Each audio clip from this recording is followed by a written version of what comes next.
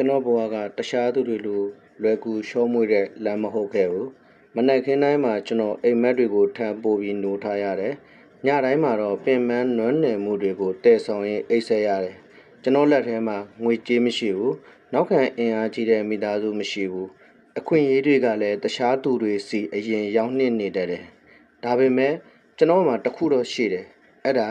အရှုံးမပေးတဲ့စိတ်ဓာတ်ပဲ။ဘဝကကျွန်တော်ကိုအချိန်ချင်းစမ်းသပ်ခဲ့တယ်။တခါတလေစူးစမ်းသလောက်ရလိုက်မထွက်ဘူး။တခါလေယုံကြည်ခဲ့တဲ့လူတွေကစိတ်ပြက်စေတယ်။တခါလေကိုတောင်ငါဆက်လုံးတင်သေးလားလို့မေးခွန်းထုံးမိတယ်။ဒါပေမဲ့ကျွန်တော်မရက်ခဲ့ဘူး။ကျွန်တော်တည်ထားတာတစ်ခုရှိတယ်။အောင်မြင်မှုဆိုတာအလွယ်တကူရတဲ့ဆုလက်မဟုတ်ဘူး။မရက်မနာစူးစမ်းသူတွေအတွက်အရှိန်ကပေးတဲ့လက်ဆောင်တစ်ခုပဲ။လူတွေမမြင်တဲ့နေရာမှာကျွန်တော်အလုံးလုံးနေခဲ့တယ်။လူတွေအိတ်နေတဲ့အချိန်မှာအနာဂတ်အတွက်ပြင်ဆင်နေခဲ့တယ်။လူတွေလက်လျှော့လိုက်တဲ့အချိန်မှာနောက်ထပ်တစ်ကြိမ်ထပ်ကြိုးစားခဲ့တယ်။တနေ့မှာတော့ကျွန်တော်ရဲ့ကြိုးစားမှုတွေကအပင်ပေါက်လာခဲ့တယ်။တစ်ချိန်ကကျွန်တော်ကိုမယုံကြည်ခဲ့တဲ့သူတွေကကျွန်တော်အကြောင်းပြောလာကြတယ်။တစ်ချိန်ကကျွန်တော်ကိုလစ်လူရှုခဲ့တဲ့သူတွေကလေးစားလာကြတယ်။တစ်ချိန်ကမဖြစ်နိုင်ဘူးလို့ထင်ခဲ့တဲ့အိမ်မက်တွေကတဖြည်းဖြည်းအမှန်တကယ်ဖြစ်လာခဲ့တယ်။ဒါပေမဲ့အောင်မြင်မှုရခဲ့တဲ့နေရာမှာကျွန်တော်ပြုံးရင်းပြောခဲ့တယ်။ကျွန်တော်အောင်မြင်ခဲ့တာကံကောင်းလို့မဟုတ်ဘူး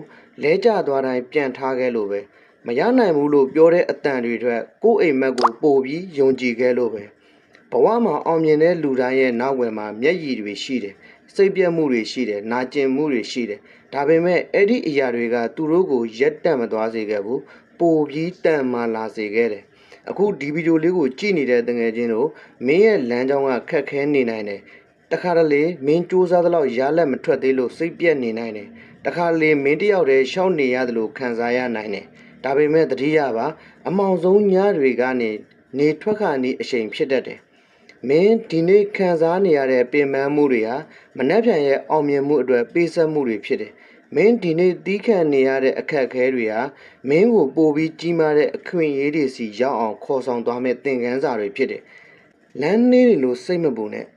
ရက်မသွားဖို့ပဲအရေးကြီးတယ်။တလန်းချင်းလျှောက်ပါတနေ့ချင်းကြိုးစားပါတစ်ချိန်ရှုံးတိုင်းတင်ယူပါတစ်ချိန်လဲတိုင်းပြန်ထားပါ။ဘာကြောင့်လဲဆိုတော့အောင်မြင်မှုဆိုတာအမြန်ပြေးတဲ့သူစီကိုမသွားဘူး။နောက်ဆုံးအထိရက်တည်တဲ့သူစီကိုပဲရောက်လာတယ်။ဒါကြောင့်တငယ်ချင်းမင်းရဲ့အိမ်မက်ကိုဆက်ပြီးယုံကြည်ပါ။မင်းရဲ့ကြိုးစားမှုကိုဆက်ထိန်းထားပါ။မင်းရဲ့စိတ်ဓာတ်ကိုဘယ်သူကြောင့်မှမလျှော့လိုက်ပါနဲ့။တနေ့မှာမင်းဒီနေ့ရုန်းကန်ခဲ့ရတဲ့နေရက်တွေကိုပြန်ကြည့်ရင်ဂုဏ်ယူစွာပြုံးနိုင်လိမ့်မယ်။ပြီးတော့မင်းကိုယ်တိုင်ပြောလိမ့်မယ်ကျွန်တော်အောင်မြင်ခဲ့တာထူးချွန်လို့မဟုတ်ဘူးအရှုံးမပေးခဲ့လို့ပဲဆိုတာပဲ။